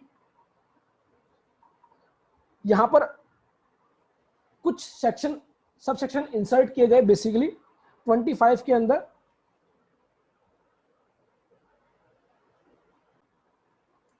तो यहां पर हम देखते हैं सेक्शन 25 सबसेक्शन 1 में कहा गया कि जिस भी स्टेट से आप टैक्सेबल सप्लाई करेंगे उस स्टेट में अपने आप को जो है आप रजिस्टर कराएंगे। Every person who is liable to be registered under section 22-24 shall apply for registration in every such state or union territory in which he is so liable within 30 days from the date on which he becomes liable to registration। तो जिस दिन वो registration लेने के लिए liable हो जाता है, जिस दिन उसकी एग्रीगेट टर्नओवर 20 लाख रुपए से ज्यादा हो जाती है, 40 लाख रुपए से ज्यादा हो जाती है, 10 लाख रुपए से ज्यादा हो जाती है, तो इन दैट सिचुएशन उसको क्या करना होगा, 30 दिन के अंदर जीएसटी रजिस्ट्रेशन लेना होगा। In such manner and subject to such conditions as may be prescribe. तो जहां पर भी सच मैनर तो दैट मींस फॉर्म की बात की गई है, और एज में भी प्रिस्क्राइब दैट मींस रूल्स की बात की गई है। तो यहां पर हम रूल 8, रूल 9, रूल 10 जो है डिस्कस करेंगे। उसके बाद यहां पर कहा गया कि अगर कोई व्यक्ति स्पेशल इकोनॉमिक जोन से जो है सप्लाई करता है तो ऐसे में उसको रजिस्ट्रेशन लेना होगा। Provided that a casual taxable person और a non resident taxable person NRTP, तो ऐसे में shall apply for registration at least 5 days prior to the commencement of business. अगर कोई कैजुअल टैक्सेबल पर्सन है या नॉन रेजिडेंट टैक्सेबल पर्सन है तो ऐसे में उसको जो है 5 दिन पहले, अपने बिजनेस को स्टार्ट करने से 5 दिन पहले जो है रजिस्ट्रेशन लेना होगा। Provided further that a person having a unit as defined in SEZ unit और SEZ developer shall have to apply for a separate registration as distinct from place of business located outside the special economic zone in the same state or union territory। तो मान लीजिए एक ही state के अंदर मेरी 2 units है, मेरी 2 shop है, और एक मेरी शॉप है वो स्पेशल इकोनॉमिक जोन के अंदर आती है और एक मेरी जो शॉप है वो out of special economic zone है। तो ऐसे में कहा गया कि अगर आप जो यूनिट स्पेशल इकोनॉमिक जोन में है उसको आपको रजिस्टर कराना ही होगा, अगर आपने पहली जो यूनिट है उसको रजिस्टर करा रखा है। तो ऐसे में अगर आपकी एक से ज्यादा यूनिट है तो आपको उस यूनिट के लिए जो स्पेशल इकोनॉमिक जोन में है उसके लिए अलग से रजिस्ट्रेशन लेना होगा। जनरली क्या होता है, एक स्टेट के अंदर मान लीजिए मेरी 5 यूनिट्स हैं, तो मैं पांचों यूनिट्स को एक ही जीएसटी नंबर से ऑपरेट कर सकता हूं। और अगर मैं चाहता हूं पांचों के लिए अलग अलग जीएसटी नंबर लेना चाहूं तो वो भी ले सकता हूं। लेकिन कहा गया कि अगर आपकी कोई यूनिट स्पेशल इकोनॉमिक जोन के अंदर है तो ऐसे में आपको जो है ऑप्शन नहीं दिया जाएगा, आपको उस यूनिट के लिए तो रजिस्ट्रेशन अलग से लेना ही लेना होगा। तो मान लीजिए मेरी एक स्टेट के अंदर 5 शॉप है, 5 में से मेरी 4 शॉप जो है वो स्पेशल इकोनॉमिक जोन के अंदर नहीं आती, एक जो शॉप है मेरी स्पेशल इकोनॉमिक जोन के अंदर आती है। तो जो 4 शॉप है जो स्पेशल इकोनॉमिक जोन के अंदर नहीं आती, उनको मैं एक ही जीएसटी नंबर से ऑपरेट कर सकता हूं, और जो स्पेशल इकोनॉमिक जोन में आती है उसका मुझे रजिस्ट्रेशन अलग से कराना ही कराना होगा। ये यहां पर बताया गया है। A person seeking registration under this act shall be granted a single registration in a state or union territory। तो यहां पर बताया गया सबसेक्शन 2 के अंदर कि किसी व्यक्ति की एक स्टेट के अंदर एक से ज्यादा यूनिट्स है तो उसको सिंगल रजिस्ट्रेशन अलॉट किया जाएगा। लेकिन अगर वो चाहता है कि वो सबके लिए अलग अलग जीएसटी नंबर लेना चाहता है तो वो ऐसा कर सकता है। Provided that a person having multiple place of business in a state or union territory may be granted a separate registration for each such place subject to such conditions as may be prescribed। तो इस case में क्या हो सकता है, अगर वो अलग अलग जीएसटी नंबर लेना चाहता है तो वो ले सकता है। उसके बाद बताया गया वॉलेंट्री रजिस्ट्रेशन सबसेक्शन 3 के अंदर। मान लीजिए मेरी जो सप्लाई है, मैं जो व्यक्ति हूं वो सेक्शन 24 के तहत कवर नहीं होता हूं, मतलब मुझे कंपलसरी रजिस्ट्रेशन लेने की जरूरत नहीं है। तो ऐसे में मैंने देखा कि अगर मैं विद इन दी स्टेट अगर सप्लाई करता हूं तो ऐसे में एग्रीगेट टर्नओवर 20 लाख रुपए तक अगर है तो मुझे रजिस्ट्रेशन लेना नहीं होता है। लेकिन मैं लेना चाहता हूं, मेरी सप्लाई 5 लाख रुपए भी नहीं है लेकिन मैं रजिस्ट्रेशन लेना चाहता हूं, तो यहां पर कहा गया अगर आप वॉलंटरी अपनी इच्छा से अपनी मर्जी से लेना चाहते हैं तो आप ले सकते हैं। A person who has obtained or is required to obtain more than one a person though not liable to be registration under section 22-24 may get himself registered voluntary, and all the provision of this act as applicable to a registered person shall apply to such person। तो ऐसे में उस व्यक्ति पर सभी जो है कानून उसी तरीके से लगाए जाएंगे जैसे किसी रजिस्टर्ड पर्सन पर, किसी रजिस्टर्ड व्यक्ति पर लगाए जाते हैं। ऐसा कोई क्यों करेगा कि उसको रजिस्ट्रेशन लेने की जरूरत नहीं है लेकिन वो रजिस्ट्रेशन लेना चाहता है? तो जनरली आप देखेंगे मार्केट के अंदर बहुत सारे जो बड़े बड़े वेंडर्स होते हैं, जो बड़ी बड़ी कंपनीज होती हैं, वो उन्हीं व्यक्तियों के साथ अपनी डीलिंग करती हैं जो जीएसटी लॉ के तहत रजिस्टर्ड होते हैं। तो मान लीजिए मैं किसी बड़ी कंपनी के साथ अपना काम करना चाहता हूं और ऐसे में बड़ी कंपनी मुझे कहती है कि जब तक आप जीएसटी में अपने आप को रजिस्टर्ड नहीं करोगे तो हम आपके साथ जो है कोई काम नहीं करेंगे। तो ऐसे में मुझे क्या करना पड़ता है, कई बार मेरी लिमिट क्रॉस ना होते हुए भी मुझे जीएसटी रजिस्ट्रेशन लेना पड़ता है। तो ऐसे केस में बताया गया कि अगर कोई वॉलंटरी अपने आप को रजिस्टर करना चाहता है तो वो सेक्शन 25 सब सेक्शन 3 के तहत अपने आप को रजिस्टर कर सकता है। तो आप देखेंगे जब जीएसटी रजिस्ट्रेशन आप करेंगे पोर्टल पर जाकर तो वहां पर एक ऑप्शन आपको दिया जाता है वॉलंटरी रजिस्ट्रेशन। वहां से पूछा जाता है कि रीजन ऑफ रजिस्ट्रेशन क्या है, आप क्यों अपने आप को रजिस्टर कराना चाहते हैं, तो वहां पर वॉलंटरी रजिस्ट्रेशन का जो है आपको ऑप्शन दिया गया है। उसके अलावा बताया गया है पर्सन हु हैज ऑब्टेन्ड और required to obtain more than one registration whether in one state union territory और more than one state union territory shall in respect of each registration shall be treated as distinct person. तो यहां पर basically कहा गया है कि अगर आप मान लीजिए आप एक ही स्टेट के अंदर 2 रजिस्ट्रेशन ले लेते हैं, G1 G2, मेरी 2 शॉप हैं और दोनों को मैंने जीएसटी में अलग अलग रजिस्टर्ड कराया है, तो ये क्या माने जाएंगे, डिस्टिंक्ट पर्सन माने जाएंगे, डिस्टिंक्ट पर्सन माने जाएंगे। और अगर मेरी एक शॉप से दूसरी शॉप को कोई सप्लाई की जाएगी तो ऐसे में उस पर जीएसटी एप्लीकेबल होगा। तो ये आपको ध्यान रखना है।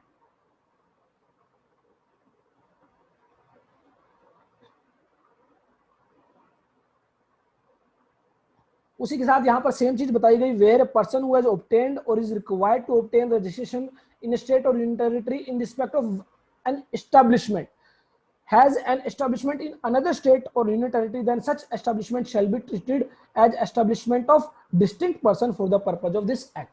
तो अगर किसी establishment के लिए अगर कोई जो है रजिस्ट्रेशन लेना पड़े एक से ज्यादा तो ऐसे में वो दोनों आपस में डिस्टिंक्ट पर्सन माने जाएंगे। उसके बाद यहाँ पर मैंने आपके साथ डिस्कस किया था कि जो भी व्यक्ति अपने आप को रजिस्टर कराना चाहता है उसके पास पैन नंबर का होना जरूरी है, और अगर कोई एज ए डायरेक्टर और एज ए कलेक्टर अपने आप को रजिस्टर कराना चाहता है तो ऐसे में परमानेंट अकाउंट नंबर की जगह tax deduction and collection account number भी यूज किया जा सकता है। Every registered person shall undergo authentication or furnish proof of possession of Aadhaar number in such form and manner and within such time as may be prescribed। तो यहाँ पर आपने देखा होगा प्रैक्टिकली आज की डेट में जो है आधार ऑथेंटिकेशन को जो है अप्लाई कर दिया गया है। दैट मीन्स अब जब आप अपने आप को रजिस्टर कराएंगे तो ऐसे में आपको आधार ऑथेंटिकेट करना होगा, और अगर आप आधार ऑथेंटिकेट कर देते हैं तो आपका रजिस्ट्रेशन बहुत जल्दी प्रोसेस कर दिया जाता है और विद इन 1-2 डेज आपका जो है रजिस्ट्रेशन आपको मिल जाता है। Provided that if an Aadhaar number is not assigned to the registered person, such person shall be offered alternate and viable means of identification in such manner as may be prescribed। तो कहा गया कि अगर मान लीजिए किसी के पास आधार नहीं है या फिर आधार से जो है ऑथेंटिकेशन पॉसिबल नहीं हो पा रही है, तो ऐसे में उसको जो है अल्टरनेटिव्स दिए जाएंगे जिनसे वो अपने आप को वेरीफाई करेगा। Provided further that in case of failure to undergo authentication of furnished proof of possession of Aadhaar number or such alternate and viable means, registration allotted to such person shall be deemed to be invalid and the other provision of this act shall apply as if such person does not have a registration। तो ऐसे में कहा गया कि अगर कोई व्यक्ति आधार authentication के लिए जाता है और आधार ऑथेंटिकेशन जो है उसकी फेल हो जाती है और ऐसे में जो उसको अल्टरनेटिव्स दिए जाते हैं ऑथेंटिकेट करने के लिए वो भी अगर फेल हो जाते हैं, तो ऐसे में उसका जो है रजिस्ट्रेशन जो है इनवैलिड हो जाता है।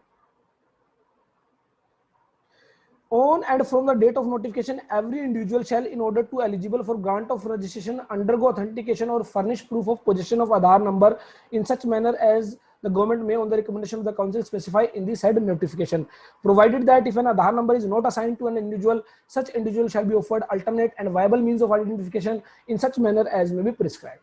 तो ऑलरेडी जिनके पास रजिस्ट्रेशन है उनको भी क्या करना होगा, आधार ऑथेंटिकेट करना होगा। हालांकि अभी इसको नोटिफाई नहीं किया गया है, जैसे ही इसको नोटिफाई किया जाएगा उसकी नोटिफिकेशन के बाद जो है आपको उसको ऑथेंटिकेट करना होगा आधार के जरिए अपने रजिस्ट्रेशन को। और अगर आपके पास आधार नहीं है तो ऐसे में जो है आपको अल्टरनेटिव्स दिए जाएंगे ऑथेंटिकेशन के लिए, उनके जरिए आपको जो है अपने आप को ऑथेंटिकेट करना होगा।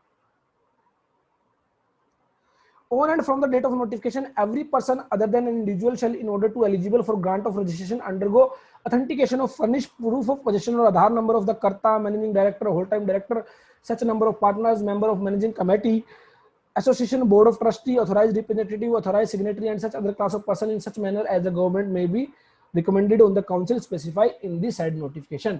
तो यहाँ पर कहा गया कि इन case of proprietorship firm proprietor के आधार के जरिए ऑथेंटिकेट कर सकते हैं, इन case of partnership firm partner के आधार के जरिए ऑथेंटिकेट कर सकते हैं, इन केस ऑफ कंपनी डायरेक्टर के आधार के जरिए जो है आप ऑथेंटिकेट कर सकते हैं। तो बेसिकली जो आपकी जो स्टेटस है, जो आपकी जो फॉर्म है उसके अकॉर्डिंगली जो है जो भी ऑथराइज पर्सन होगा, ऑथराइज सिग्नेटरी होगा, उसके आधार के जरिए जो है आप अपने आप जो उस फर्म को जो है ऑथेंटिकेट कर सकते हैं, उस जीएसटी रजिस्ट्रेशन को ऑथेंटिकेट कर सकते हैं। उसके अलावा 6D में बताया गया कि कुछ केसेस में यह जो आधार ऑथेंटिकेशन है वो प्रोविजंस जो है अप्लाई नहीं होंगे, इसके लिए जो है अलग से नोटिफाई किया जाएगा। The provision of 6A, B, C shall not apply to such person और क्लास ऑफ पर्सन और एनी स्टेट और union territory as the case on the recommendation of the council specify by the notification. तो ऐसे case में क्या किया जाएगा, council की रिकमेंडेशन से नोटिफाई किया जाएगा। उसके बाद notwithstanding anything contained in subsection 6, a non-resident taxable person (NRTP) may be granted a registration under subsection 1 on the basis of such other documents as may be prescribed। तो कहा गया कि नॉन रेजिडेंट टैक्सेबल पर्सन के case में जो documents हैं जो prescribe किए गए थे उनके अलावा और किसी डॉक्यूमेंट को बेसिस बनाकर उसका रजिस्ट्रेशन प्रोसेस किया जा सकता है। तो इसके लिए रूल 13 को हमें रीड करना होगा। उसके अलावा where person who is liable to be registered under this act fails to obtain registration, the proper officer may without prejudice to any action which may be taken under this act or under any other law for the time being in force proceed to register such person in such manner as may be prescribed। Basically यहाँ पर बताया गया है कि अगर officer को लगता है कि इस व्यक्ति की एग्रीगेट टर्नओवर 20 लाख रुपए से ज्यादा है और उसने क्या किया, अपने आप को रजिस्टर नहीं कराया, तो प्रॉपर ऑफिसर अपनी इच्छा से, अपनी मर्जी से भी उसके रजिस्ट्रेशन को प्रोसेस कर सकता है और उसको GST number, registration number allot कर सकता है। तो बेसिकली क्या होगा, मान लीजिए किसी व्यक्ति को सेक्शन 24 के तहत कंपलसरी रजिस्ट्रेशन लेने की जरूरत थी लेकिन उसने नहीं लिया, प्रॉपर ऑफिसर को पता चला, तो ऐसे में वो उसका रजिस्ट्रेशन अपनी पावर यूज करके प्रोसीड कर सकता है।